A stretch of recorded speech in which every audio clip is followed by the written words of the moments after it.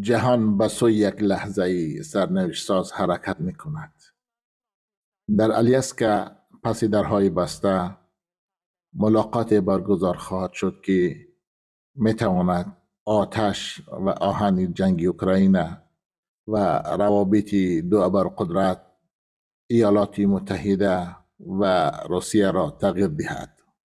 هواپیمای رئیس جمهوری امریکا دونالد ترامپ نیم ساعت در فرودگاه منتظر ایستاد تا هواپیمای ولادیمیر پوتین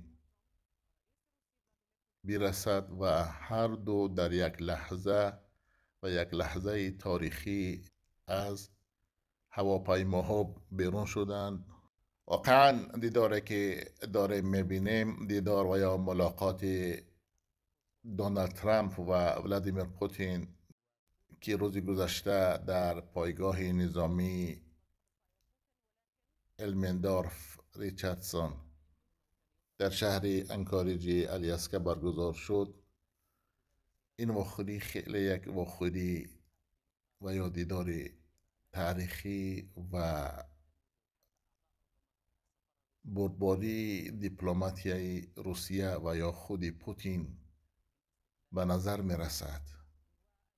هواپیمای برای رئیس جمهوری امریکا دونالد ترامپ در فرودگاه نظامی و فرش صلح همانطور گفته می شود کردند. 10 متر فاصله را بالای فرش های سرخ قدم زدند و در جای مشخص با هم ملاقات کردند و دست همدیگر را تکاندند و لبخند با هم زدند و تا آن جایی که رسما باید آمدند و هواپیماها B-52 امریکا در بالای این پایگاه با نمایش در حال پرواز بود و دقت پوتین را هم جلب کرد. باز هم میبینیم که پوتین را در ماشین خاصی امریکایی سوار کردند و هر دو رئیس جمهور با هم سوار شده رفتند.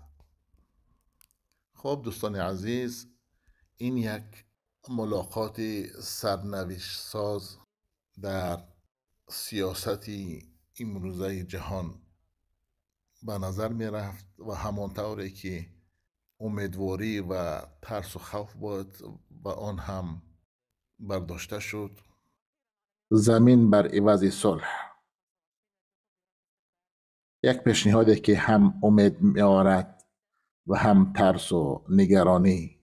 این واخوری تقریبا 3 ساعت دوام کرد و اساساً به جنگ روسیه در اوکراین بخشیده شد. ترامپ امیدوار بود که با پوتین در مورد آتش بس و خاتمه بخشیدن جنگ به موافقه می رسد.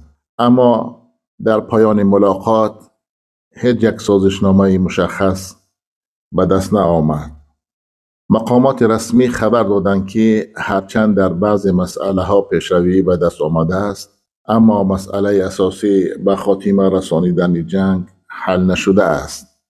در مجموع این واخوری و یا دیدار از جانب مطبوعات و تحلیلگران و یا کارشناسان با یک احساس آمیخته ارزیابی گردید. برای پوتین این یک غلبه دیپلماتی بود، زیرا پس از چند سال جدایی از غرب او به امریکا تشریف آورد و با پرزیدنت کنونی ایالات متحده امریکا دونالد ترامپ رسما واخوری کرد.